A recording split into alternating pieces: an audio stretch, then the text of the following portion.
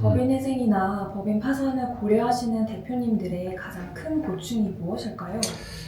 오늘은 재정적으로 이제 고민이 많은 대표님들한테 제가 한 세 가지 정도 좀 짚어드리려고 해요. 첫 번째는 이제 돈이 부족하면 이게 사람이 사고가 둔해지는데 왜 둔해지는지, 그리고 두 번째는 회생은 회사 돈이 새는 구조를 이게 어떻게 멈춰주는지, 그리고 마지막으로 이 둔해지는 사고를 어떻게 바꿀 수 있는지라는 것에서 제가 좀 말씀을 드리려고 하는데요. 우선 제가 좀 흥미로운 논문을 하나 좀 소개해 드리려고 해요. 이 되게 유명한 대학이잖아요. 이제 하버드하고 이제 프린스턴이라는 대학이 있는데 여기 연구팀에서 이제 실험을 하나 한 게 있어요. 이게 이제 세계적인 학술지 이제 사이언스지에 이제 실리기도 했었는데 해당 분야에서 굉장히 널리 인용되고 있다라고 해요. 뭐냐면 이제 빈곤이 인지 능력에 어떠한 영향을 미치는가라는 논문인데 이 논문 내용을 보면 돼요. 이게 가난하거나 또는 재정적인 압박이 이 단순한 환경 문제가 아니라 실제적으로 사람의 인지 자원을 잠식해가지고 이게 판단력이나 집중력, 계획 능력을 이렇게 약화시킬 수 있다는 점을 이 논문이 입증을 했다라고 해요. 그래서 이 논문에서는 하나 실험을 했었는데 이게 경제적으로 어려운 사람들에게 이게 갑자기 큰 돈이 필요한 상황을 떠올리게 상상을 시킨 거예요. 그래서 이제 실험을 진행했더니 이 실험 대상자들의 IQ가 무려 13점이나 떨어졌다는 연구 결과가 실제로 나왔다라고 해요. 13점이 어느 정도인가요? 이게 좀 감이 좀 안 잡히실 수 있는데요. 우리가 이제 밤을 새우잖아요. 이게 밤새 한숨도 안 자고 밤을 새웠을 때의 어떤 상태라고 생각하시면 이해가 편하실 것 같아요. 우리가 밤새 보면 생각도 잘 안 들고 사물도 잘 안 보이는 것 같고 이렇게 벙 떠 있는 것 같잖아요. 그러니까 이렇게 판단력과 사고가 흐려지게 되는 거죠. 그래서 이제 멀리 내다보는 것보다는 당장의 코앞의 문제만 해결하는데 온 신경을 집중하게 되는 거예요. 그래서 이걸 가리키는 용어도 있는데 이런 걸 터널링 현상이라고도 하는 거죠. 그러니까 이제 되게 좁은 터널 안에 들어가서 주변이 하나도 안 보이잖아요. 그러니까 앞만 보게 되는 거죠. 그래서 이제 생각도 폭이 굉장히 좁아지는 거예요. 그러다 보니까 어떻게 되겠어요?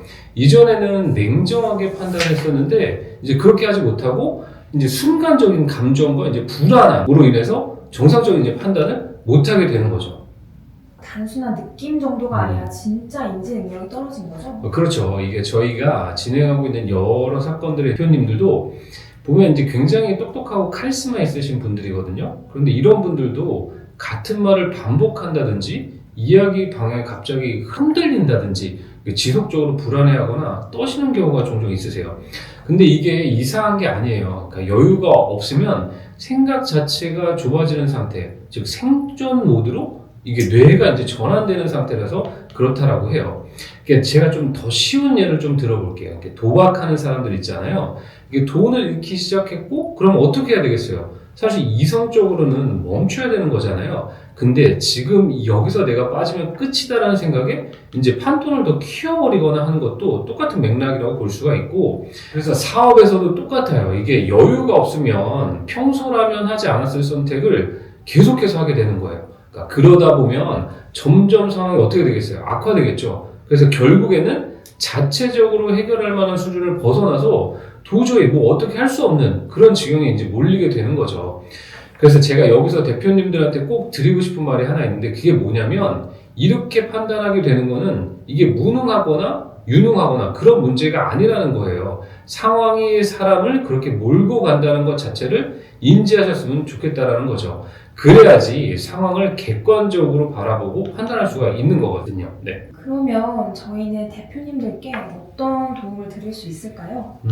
일단 저희가 법률적인 사무를 진행하는 로펌이잖아요. 그러니까 거기서 가장 중심이 되는 게 바로 법인 회생이라고 생각을 하시면 될 것 같아요.